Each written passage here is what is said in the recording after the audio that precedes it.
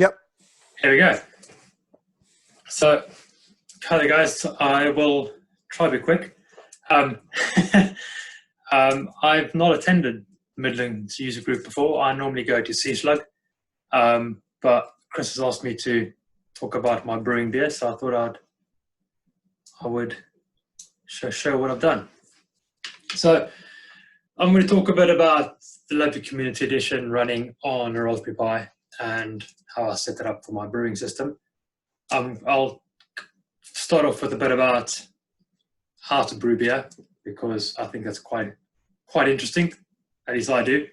And then I'll show a bit about what I do with the Raspberry Pi and LabVIEW. Quickly, a bit about me. I'm not sure if you all know me. I'm a software architect. Try and be pragmatic in my programming. I normally use LabVIEW, but I do dabble in other languages. I'm a Scrum Master. I enjoy my brewing, and I'm a part-time brewer. So, first of all, how beer is made. In its simplest form, it's basically made using 4 ingredients.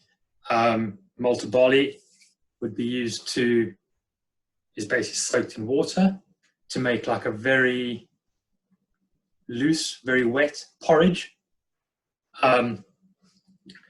Hops are then added at a boil stage, and this can be used for bittering to make bitters, or flavoring to make more your newer age type of beer. Finally, yeast is added, and this is where the magic happens, where your sugar is converted to alcohol, and yeast can also impart certain flavors depending on what types of yeast you use. Sorry, I should have mentioned I can't see the chat window, so if there are any questions, just shout. Don't mind being interrupted. Will do. Will do. So when beer is brewed, you get different scales. So you can get a commercial brewery, which is probably going to be brewing anything between 2.5 and 10,000 liters per batch. You're going to get a microbrewery, and that can range from 300-400 liters up to about 1,000 liters per batch. And then you get the homebrew scale, which is between 5 and maybe 25 liters. So it's quite a big scale of difference, but from a concept, from a process, it's very similar.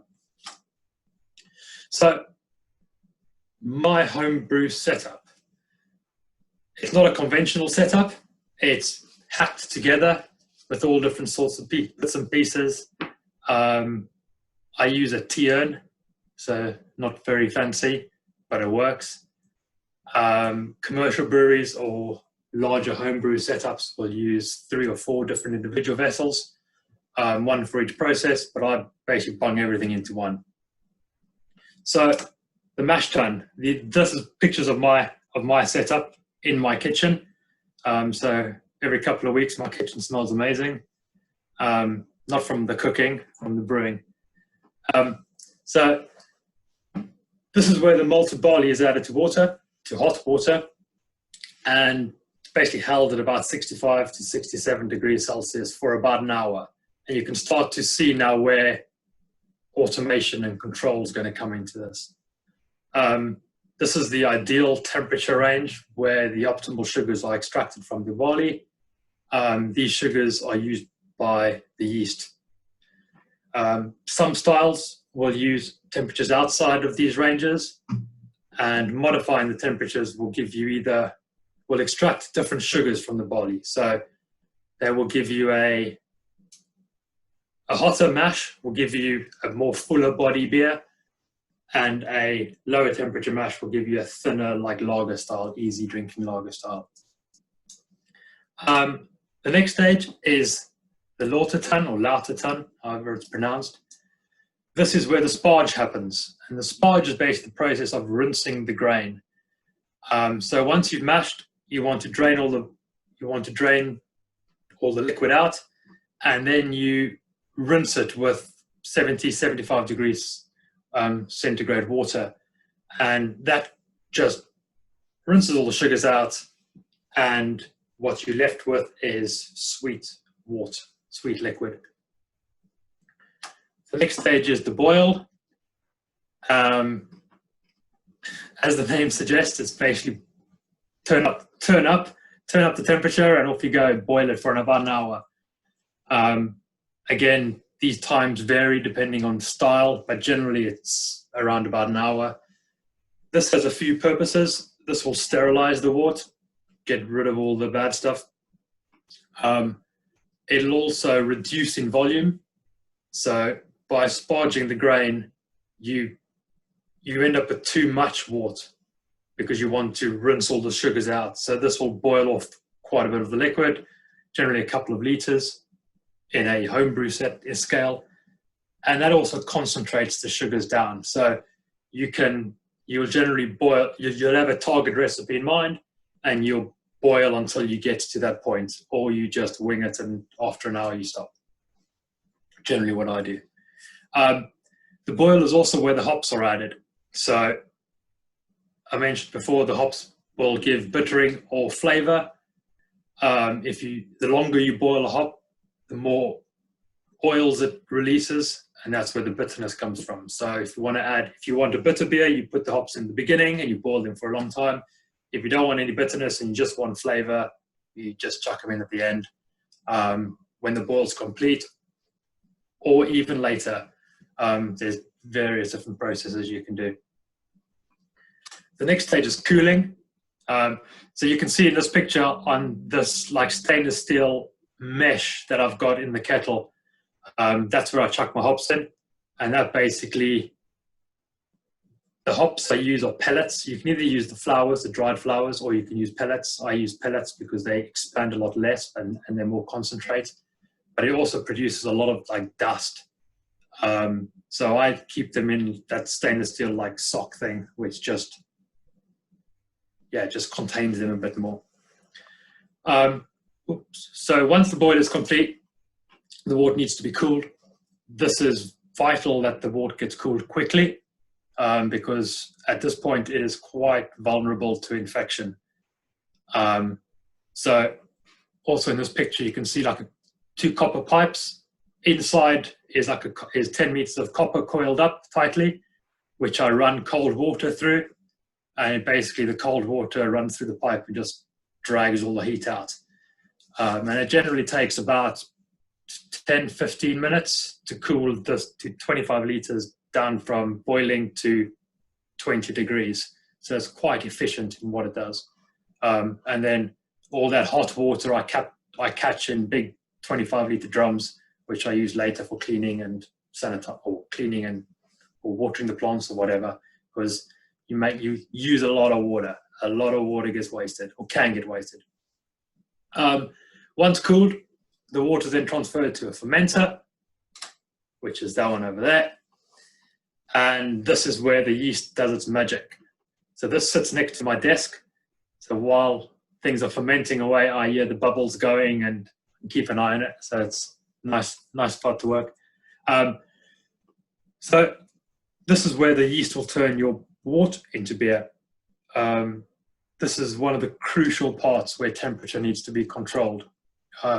Yeast will work at all temperatures, or most temperatures, but it's a very narrow window where they will produce the correct flavor that you want. Too cold, and the yeast won't work well enough. Too hot, and it's going to produce off flavors, like loads of different off flavors. Some styles of beers like these off flavors, or a little bit of off flavors. So some styles will ramp temperature up during fermentation, some will drop temperature during fermentation. And this is one place where the brewer has the ability to change the flavor just by the yeast. The next stage is packaging. Again, my kitchen. So packaging can change forms. I bottle my beer. Breweries will either put it in kegs, put it in casks, or put it in bottles. So I choose to bottle because it takes up less space and it's easier for me to do. So why automation? Why do we automate it? From a commercial brewery's point of view, whether it's nano, micro, macro, whatever you decide to call it, consistency is key. If you buy Guinness off the shelf, you want it to taste exactly the same every single time you buy it. So they need to know what they put in, what they get out, and the process in the middle needs to be the same. According to SIBA, which is the Society of Independent Brewers in the UK, the maximum recommended variation of a bottled beer, or bottled or can, must be within 0.1% of the advertised ABV. So if you buy a 5% stout, it has to be 4.9 or 5.1%. That is a very, very small window to work within. So from a commercial brewery, they need to monitor and look up and automate as much as they can.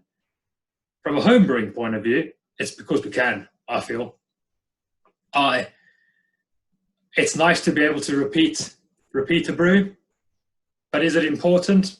I really don't think it's that important. My main thing is, does it taste good? Great, I'll drink it. If it doesn't, it goes down the drain. I've yet to do that, so I've been lucky. Or maybe my taste is just that bad, I don't notice it. So it also, the amount of different styles a home brewer tries means they will really repeat the exact same recipe. In the 2 years that I've been brewing, and I've done about, I'm sure, 20 or 25 batches of beer, I've not repeated the same recipe twice. I've made variations on a recipe, but not repeated them. So it's mainly just because we can. And therefore, for me, it's about the fun. You do get all-in-one brewing systems, like for the home, which are very similar to mine, but bought off the shelf as a complete unit. They control everything for you. You basically type in your numbers, you type what you want to do, and it'll just go away and do it. They're nice, they work. But me as an electronics/software engineer, I like to make things, I like to experiment. So I like to waste my weekends doing things that I could buy off the shelf at half the price. And I'm sure I'm not the only one. So what do I automate? What can be automated? So temperature is a key parameter, as I've mentioned. Needs to be monitored, needs to be controlled throughout the process. Fermentation is another parameter. As mentioned, where a commercial brewery will brew a beer, they will stop the fermentation at certain points, whereas home brewers, they'll just let it ferment out, let the yeast do its thing, and then not really worry about where it's going to end. From a commercial brewery, they will take daily samples from the fermenter, they will measure it, and they will taste it. It's a tough job, someone has to do it. But on a home brewing scale, taking say half a litre sample every couple of days, you're going to halve your batch quite easily. If you're brewing 5 litres, there's not much wiggle room really. If you're brewing 20 litres, you've got a bit more space, but you don't really want to ditch half of it for taking samples.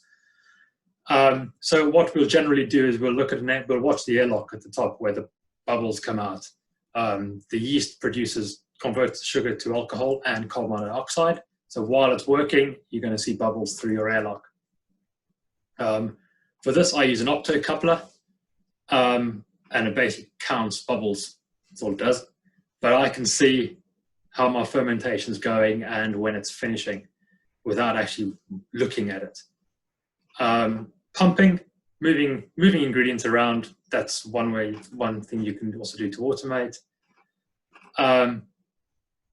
So yeah, my process monitors temperature and monitors fermentation. During the brewing process, I just monitor temperature, and during the fermentation process, I monitor and control the temperature by using, you would have seen in the picture over here, I've got a little tiny fridge. Inside it's got 10 litres of glycol, and I've got 2 pipes running in and out, which I turn on a pump to cool it down. So it'll run through a stainless steel coil inside the fermenter. And depending on the time of year, I'll either use that or I'll use a barrel of water with a heater in it to heat up. If I'm brewing in winter, you want to keep it warm. The house gets too cold. So what do I use? DS18B20 temperature sensors. They are all over the place. I use that for my mash and my boil and my fermentation. Here's a picture of the optocoupler, which sits nicely around the bubbler. It just happened to fit. I bought one and it fitted. I was very happy with that. And then pumps. I just use pumps for cooling. I don't use pumps for moving liquids around. It's a small enough scale that I don't need pumps, but I do use them to pump glycol around to warm and cool. So the software. Sorry, Greg. Yes, hello. I've got a question just about the optocoupler. Yeah, go for it. I've not ever used one really. So Yeah. you said it's used to measure bubbles. Is that I guess a rough estimate of the number of bubbles that you're getting? Yeah. So the reason for the bubbler, it's basically like I don't know if I've got a picture of it. I'll try to see if I can find one. You can sort of see it on this picture again. I'm not sure if you guys know what they are. It's basically like a U-bend, which you put sanitized liquid in. So it doesn't allow oxygen in to the fermenter, but it allows the carbon dioxide to escape, type of thing. So it keeps it all sterile. So what will happen is, where's my mouse gone? What will happen is through this section here, the bubble, there will be the bubble and the air, or the liquid and the air is optically different. So you get a trigger through the optocoupler. And now basically what I do is I touch on this later on, but I count number of bubbles in 30 seconds. And every 30 seconds I upload the numbers. And then so it's not accurate. There's a lot of error in it, but I don't really care about the real numbers. I just want the trend. So is that something you have to calibrate or has to be calibrated, or is there just a change good enough? Change is good enough. I basically guessed a couple of resistors, wired it up, stuck it on a scope, looked like it changed enough, or it was enough to trigger an interrupt. That was good enough for me, and I've never changed it. Just a change is good enough. Cool, thank you. So from a software overview, there's quite a few components, and this has sort of grown over time, but this is how it sits at the moment. So on my Raspberry Pi, I've got an Apache server, and that hosts an NXG WebVI. So a previous iteration of this was purely Python. I wrote everything in Python, and then when the Community Edition came out, I was like, this is quite a cool idea. So I basically ported what I had in Python over to the setup. And I've had it running now for about 6 months or so. So we've got an Apache server, which hosts the WebVI. We've got a NXG WebVI, which is the application that runs in the browser. And basically, it's a queued message handler for each web page.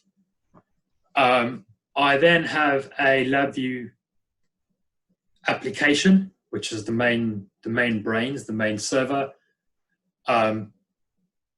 That's compiled down and running on a Raspberry Pi.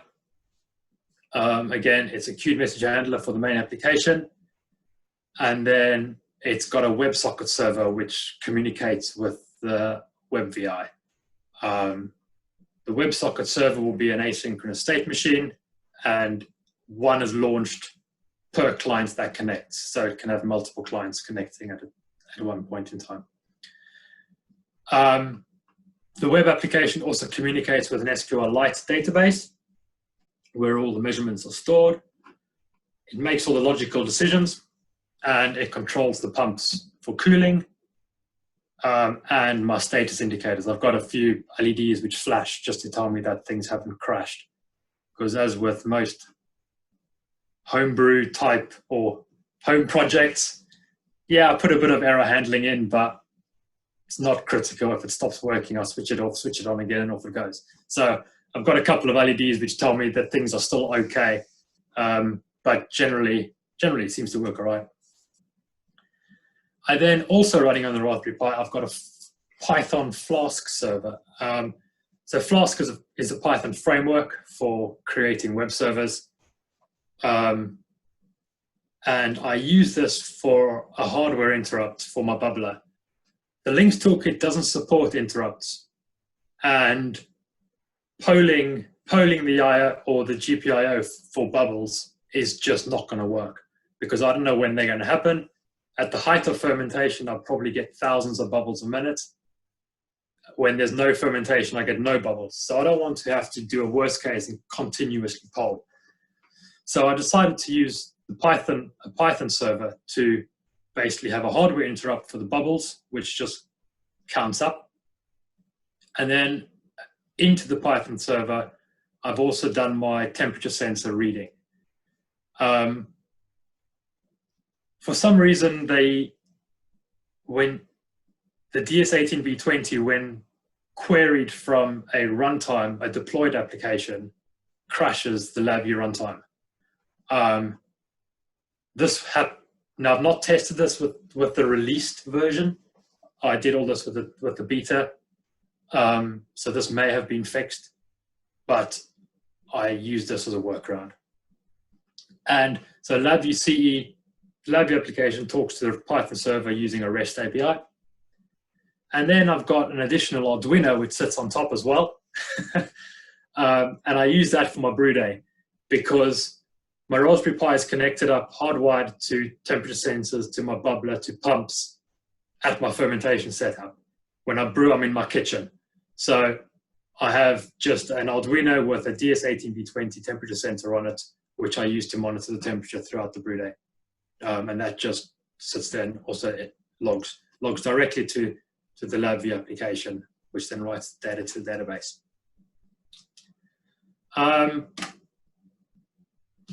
The Raspberry Pi setup. So I start off with the Raspbian Lite. People do things differently when they set their Raspberry Pis up. This is just the way I like to do it. I always flash the latest Raspbian Lite image. I don't need a desktop. I don't want all the overhead that brings in. So I go minimal. It makes it a lot quicker.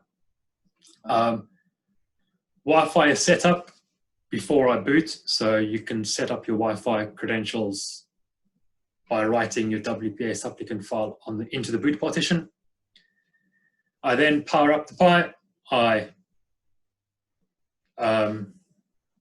set passwords, set static IP addresses, expand partitions, enable all my hardware, do all that basically admin stuff. And then I install the LabVIEW runtime. Now, again, I started working with this when it was the beta versions. And I had endless problems trying to get the LabVIEW runtime on the Raspberry Pi to work with the LabVIEW version installed.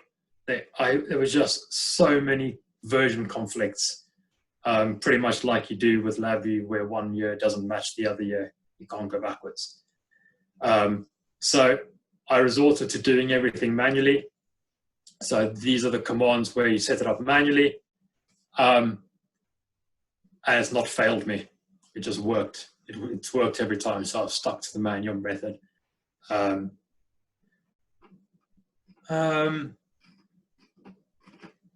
yeah, that's pretty much what I've done with that. One last command that I display here is checking the status of the LabVIEW server. So this is the LabVIEW runtime, which is a good way to know if things are working or not, and if they're not working, what could go wrong. I've also found I've not done much with LabVIEW RT, as in traditional RT. But when you deploy applications, you get asked to reboot your device quite often. That's never worked for me with the Raspberry Pi. I've always have to go and reboot it myself. Just restarting the service is as good as rebooting the whole device and takes a lot quicker.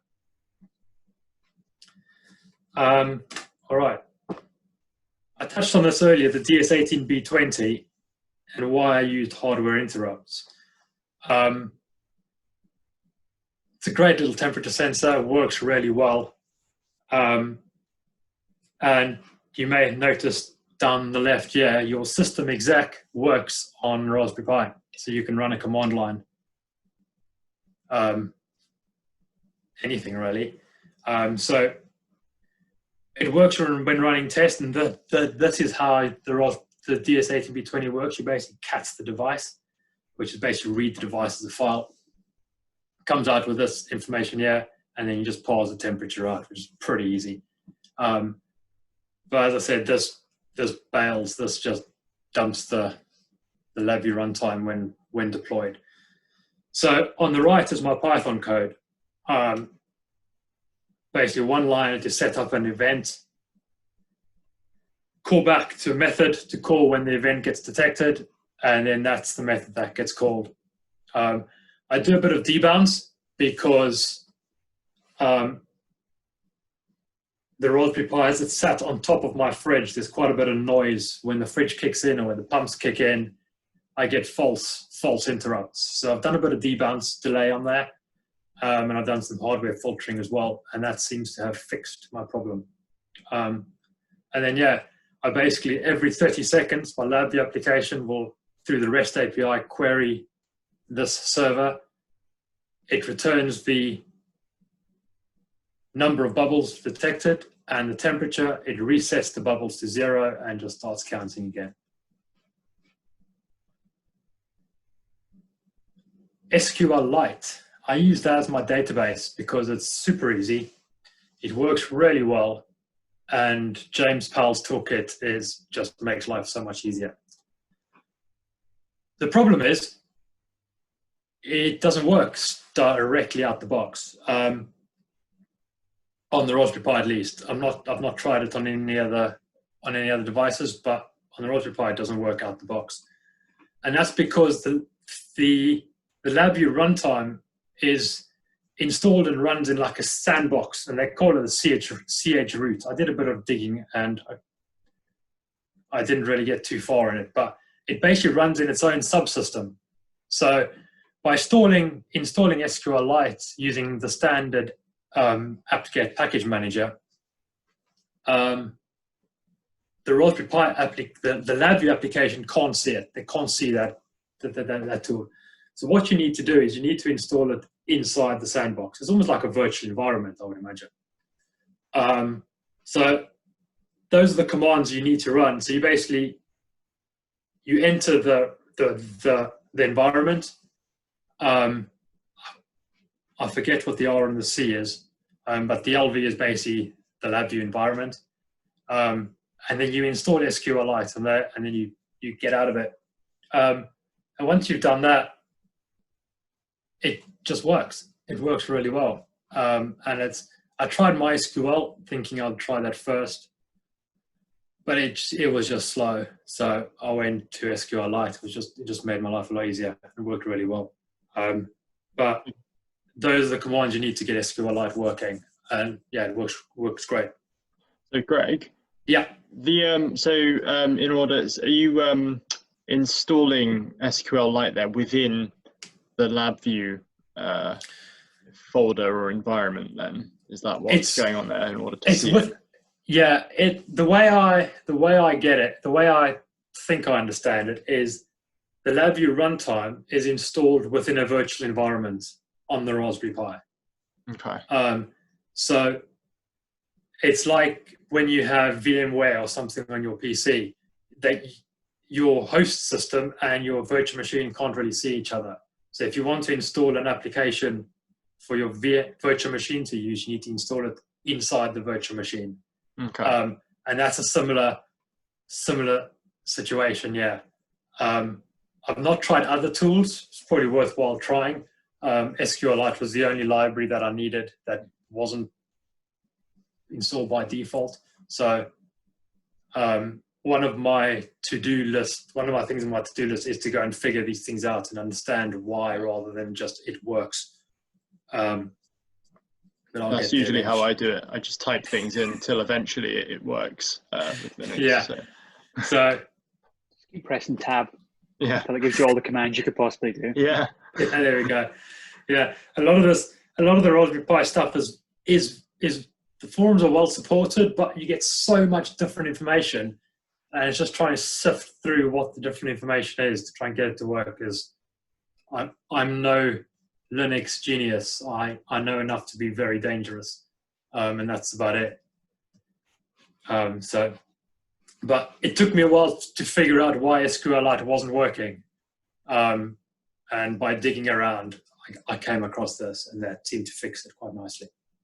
It's actually exactly the same way you install SQLite on a Linux compact rail. So Oh, is it? same Okay. commands, and you can put SQLite on a Linux compact rail too. Yeah, same package manager and everything. Okay, brilliant. I'm surprised it didn't come up on the NR forums when I searched for it. Yeah, There's definitely quite a not good supported, right? presentation about that. So yeah, okay, well that's good to know. So then my Apache server, I'll go on to that. I've used that to host the NXG WebVI. I know you can host it by the NI web server. I'm used to Apache, so I just used that one. It was just easier to get going.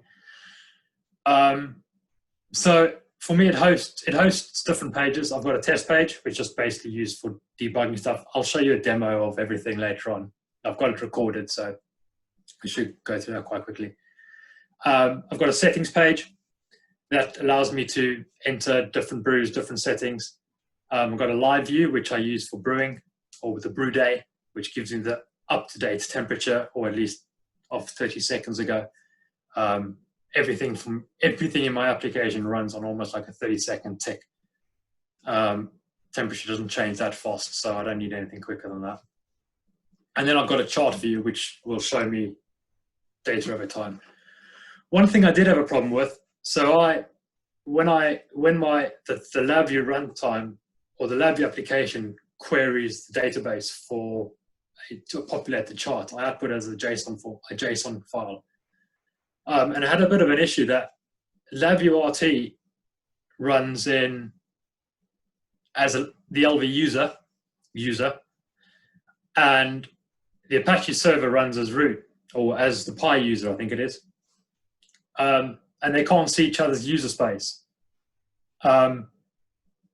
So the LabVIEW RT can't put a file where the web server can see, and the web server can't see the file where the LabVIEW runtime can put it.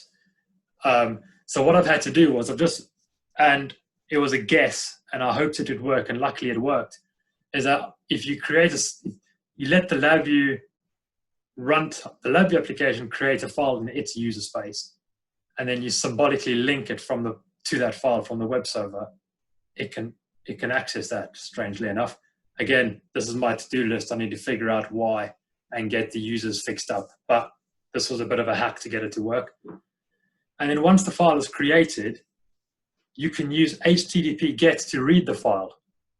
Again, very strange way of doing it, but it works quite nicely. It takes a bit of time. It takes quite a long time to read the file. It's very slow, but it does work. And then I just parse the file, and then populate the chart. I do know how to fix that for you. It's permissions issues is the problem. So Yeah, permissions I on the suspected generation. so. Yeah, that's why we do a symbolic link. That works because symbolic link allows it to change the permissions so that both can see them on either side. Yeah. If you manually run a LabVIEW command, you can do it using the executive command, script executive, can't remember. And you want to chmod recursive that folder as it generates the files, then it'll be able to access them directly. You won't need to use the symbolic link. It'll be way faster because symbolic link actually means you've got two copies of the same file. Oh, that's maybe why it's so slow. Yeah, because it reads writes at the same time. I wondered why it was so slow to read a couple of 100K file. Okay, no, I'll have a look at that. That's how to fix it. Brilliant, I'll give that a go. So then one more thing on WebVIs, I've used Twitter's Bootstrap, or Twitter Bootstrap, that's what it used to be called. I think it's still called that, for a while now in other applications, and I quite like it from a UI point of view. It gives you it's basically JavaScript and a CSS file which you can link to via CDN, and it gives you nice looking UI. So I thought, how can I use this with WebVIs? And it works. It does work quite nicely. It doesn't work to format buttons and like front panel or what we would traditionally call as front panel objects. That doesn't work because of the way the NI buttons within the WebVI toolkit are created. But when it comes to menus and those sorts of things, it works quite nicely. So I've used it for a menu, and I've just got the HTML here, which I've shown of my menu, and you can edit your HTML from within your WebVI, and it works quite nicely. It doesn't. This menu system doesn't work when running in the development environment. I've not tried NXG5 with the LabVIEW web server. In NXG4, it would like host it within the application in NXG. It didn't work then, so it took a bit of debugging, but got there in the end. Again, on my to-do list is to try with the LabVIEW web server. So this is a bit of a demo, and I will go through it and talk you through what happens. So this is the main page, just the home page, just as you can see my home page. So that's the menu. And all of these individual pages are very simple queued message handler with a WebSocket talking down to the LabVIEW application. So this is a table, and all this data is stored in an SQLite database. So it's all populated from a database. I have my brew name, given as inspirational as I think I am for the day. I've added each brew. I've added a GUID to. The intention for that was if I brew the same beer twice, I can query them separately. I can query the data separately because the name is. So I can have more than one brew with the same name, but the GUIDs will all be different. So whenever I query, I'll query both together. I store the address for my temperature sensor. The DS18B20 are one-wire devices, and they're addressed by you can basically cascade them on a single pin. So I've given my address there, so I can change addresses. Target temperature, delta, and then if the heater's connected, if the cooler's connected, and if the brew's active or not. So at the moment, only one can be active at a time. So if I want to add brews, I can just add a line and add one in.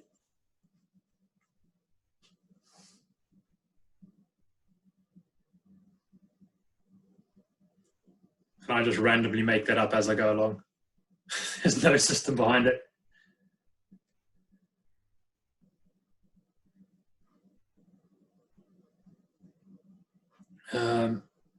Then I've got, I think the next one's the LabVIEW page. Yeah. So from the LabVIEW page, I changed the active brew. And that is, I think, I'm going to say it's a feature, but it's probably a bug.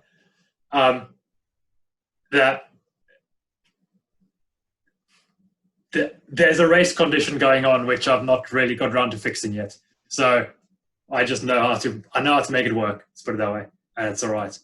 And then every 30 seconds, the temperatures are queried, and this updates this web page updates every 10 seconds. So you'll soon see a couple more seconds. I think it'll pop in. Come on, there we go. So I've got time of day to tell me it's still working. These will show me if the pumps are connected or not. And I've also got upper and lower limits. So when I'm, say for instance, during the mash, I want to stay between 65 and 67 degrees. If it goes below that, I can set my limits and then it'll give me a notification. So I can go off and do something else while it's sat there resting. And then if it drops to temperature, I can pop back and have a look. And then I've got the chart page, which should be shown next. Come on. There we go. And then the last page is viewing like historical data over time. So again, I show all the brews at the bottom here. I have a start date and an end date. So basically the first and the last entry into the database. So I know the date when I was when that brew happened. And then I've got a button which just goes, click that to show, and then after some time, it'll draw it for you. There we go. So that's temperature. That's the mash, boil, cooling, fermentation temperature. And then this blue line is a very highly filtered bubbles, basically. So that shows you, took about a day of lag for the yeast to start working. It then started working nicely, and then after about 3 or 4 days, it was done. So that'll show from start to finish. And then you can do all the LabVIEW stuff, just zooming and panning and viewing the charts. And then I've also got an option up top here to select what you want to view, and it'll show you a day's window. So if you want to see a particular point in time, a particular day, it'll just, you can query that down.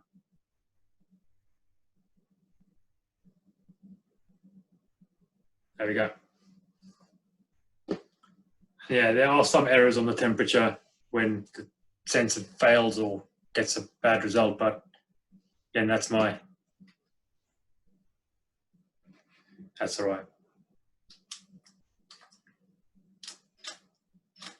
So where do I go from next?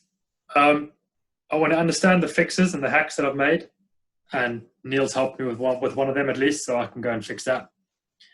I want to get HTTPS working now that TLS has been released for LabVIEW. I want to get secure WebSockets working. What that'll give me is the ability to, at the moment, this can only be viewed from my home. I've got to be on my Wi-Fi to view this. There are tools out there which give you an HTTPS link in. So I want to try using that. Apache 2 with LabVIEW's web server, maybe I'll give that a go. I want to control the mash temperature using the PID controller, just so that I don't have to heat it a little bit or turn it down a bit. That's quite easily doable. Multiple brews at once, which leads on to opening a brewery, because why not? We can all dream, can't we? So a couple of thanks. Sam, I don't think he's on here actually. He was on CSLAG. He presented at CSLAG yesterday.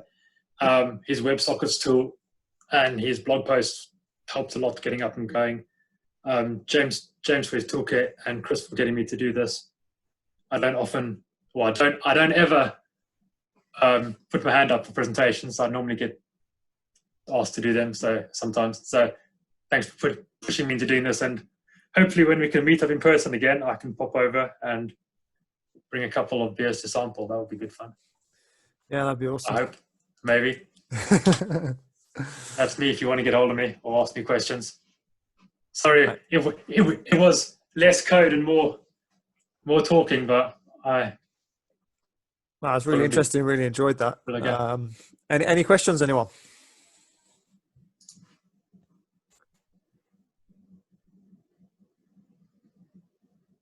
All good. So just on the monitoring. I've got a question there. Sorry, I've just seen a question. What's a braai? It's a barbecue. Come on. Yeah, I wasn't familiar with the terminology. I just realized I did that thing that I see a lot on like Facebook community pages where I actually have Google in front of me, but I decided to ask a very small group of people something I could have easily Googled. Yeah, sorry, barbecue. So, I knew the answer, but I Googled it to make sure, Ingram, before I wrote it was a barbecue. And I was like an idiot. So I was like, pretty sure it's a barbecue, but I Googled it anyway. Yeah. Oh, there you go. Neil answered. Yeah. Sorry, you were going to ask. Yeah. So other than that, I guess the terminology. You mentioned monitoring outside of your home network. Yeah.